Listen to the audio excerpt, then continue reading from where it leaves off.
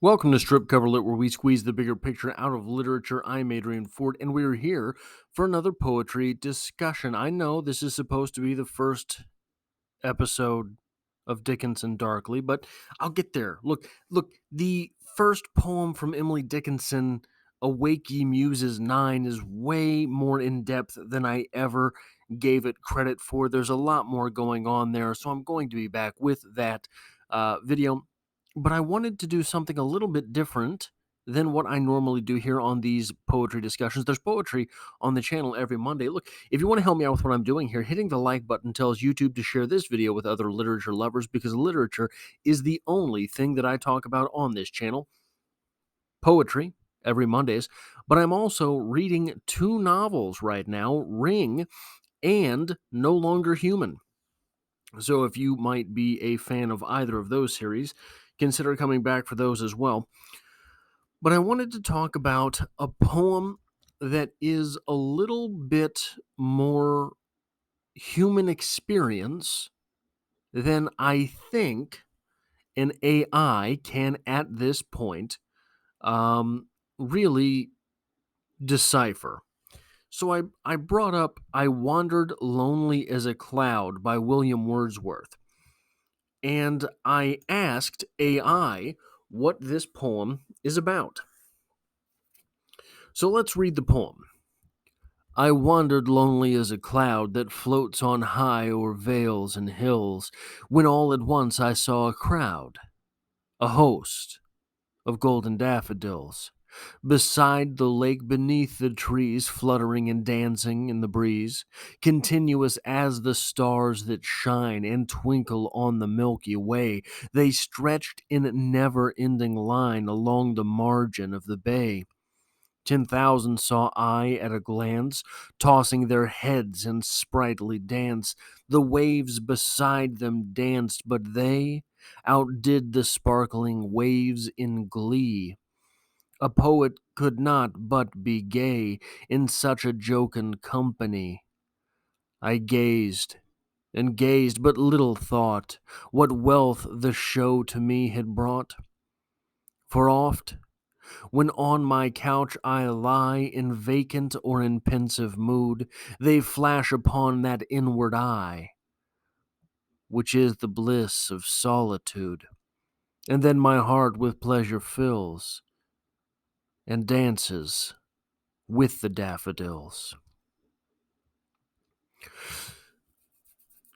I think that this poem is a little trickier than maybe it gets credit for, because we start here. I wandered lonely as a cloud.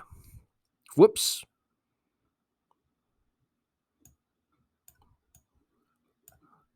I wandered lonely as a cloud. And then we get down to this. So he finds our speaker, I guess I shouldn't say he, our speaker finds the daffodils, and the daffodils perk up our speaker. They make our speaker forget the loneliness with which they journeyed.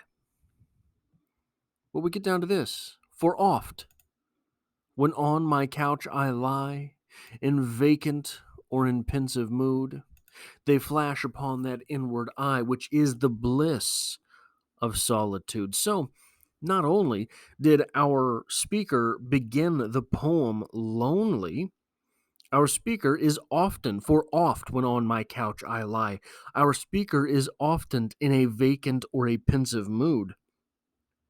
This does not sound like a very happy individual, does it? This sounds like someone lost in life.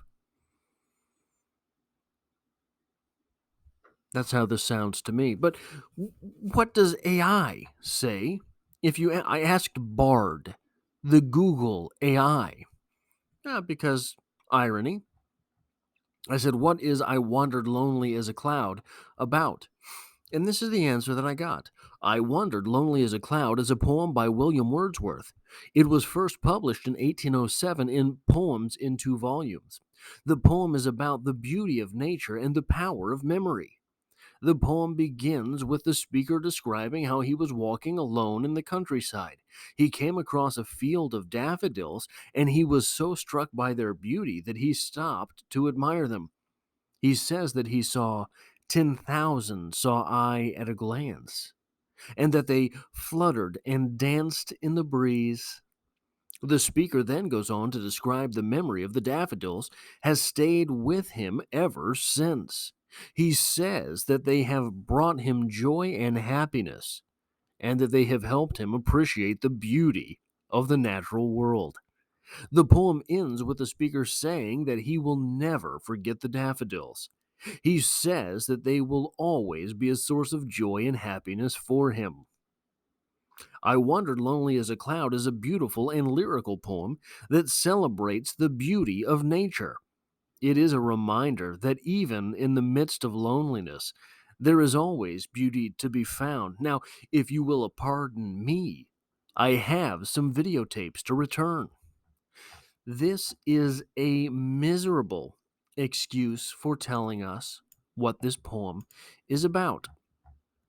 This isn't just about the joy of nature. Our speaker here has to hold on to that host of golden daffodils because our speaker, regardless of whether Bard wants to call our speaker a he, our speaker is often in these vacant or pensive moods. So without that source of joy, which are the daffodils, without that, I wouldn't even call it joy. Look, this is a stand in. In the poem, the daffodils are a stand in for fantasy, right? It is an appreciation of beauty for sure. Okay, that's great. That's fine. That's dandy. Dandy daffodils. Daffodil dandy. But that's not what we're doing here. What we're doing here is picking a crutch. Our speaker, being lonely as a cloud, is out looking for some distraction. That distraction, which later in the poem, they flash upon that inward eye, which is the bliss of solitude. That inward eye, that is the eye of fantasy, which is necessary for those times when we find ourselves so lonely that wandering for some way to escape our own mind is necessary. This speaker, the speaker in this poem, the I in question, is not very happy. The I in question is someone, if we knew him or her, we would put them on watch. You know what I mean. This individual is probably at the point where he or she is a danger to his or herself.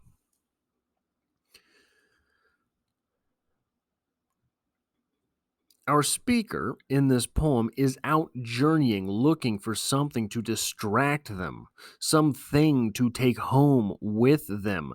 It happened to be the daffodils. Fine. Great. If not that, it would have been something else. Daffodils are great because they're very passive. They're a flower. And of course, our speaker finds them and it's a host. It's a crowd of daffodils. It's a bunch of daffodils. They're all together.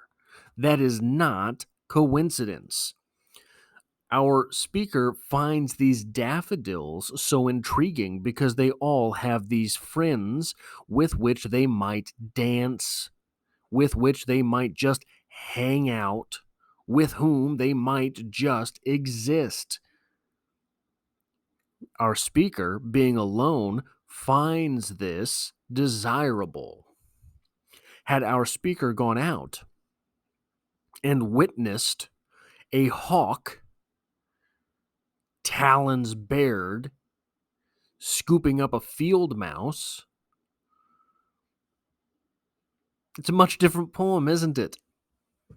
If that hawk scooping up the field mouse is something which gives our speaker the will to live, grants our speaker the joy to go on, our speaker is telling us something else about his or herself.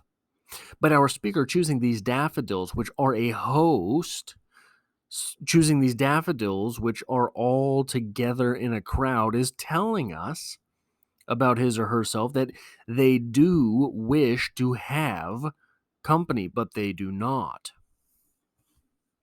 They do not.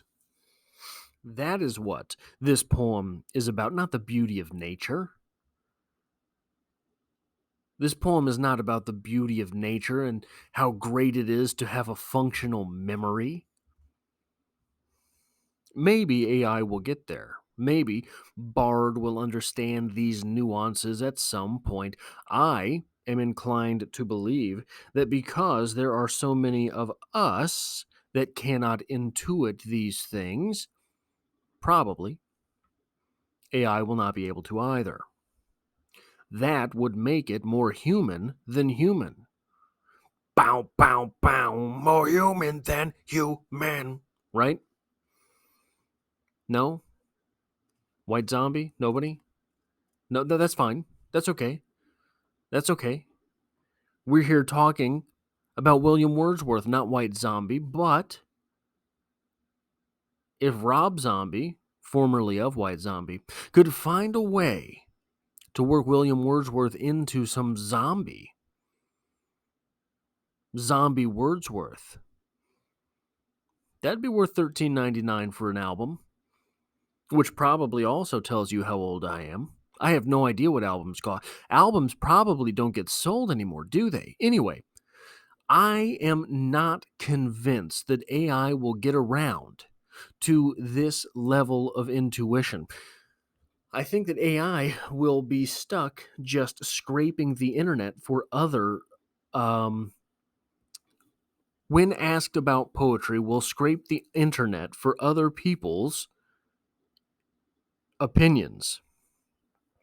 And since most opinions, the barest and most naked and most common opinions, are those without a great deal of insight, I fear that maybe AI will never get around to this level of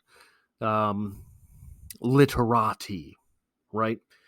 And I say fear because I think it's unfortunate. I do. The coming AI, much like the internet itself, will be a great tool for those who do not have access to other forms of learning. And if we are stuck with AI in a very educated, stupid place, hey, look, I had class with a lot of those people. I paid a lot of money to go to college and sit next to very dull individuals. Anyway, I don't know why I'm rambling on about this now, but I don't know that AI will ever get to the point where it will understand a poem so intriguing and intricate and in-depth as I Wandered Lonely as a Cloud by William Wordsworth. Look, literature is all I talk about on this channel. So if you find yourself here by chance but not design, consider hitting the subscribe button in order to stick around for more. If you want to help me out with what I'm doing here, hitting that like button tells YouTube to share this video with other literature lovers, and maybe I'll get into an argument with some AI about this poem.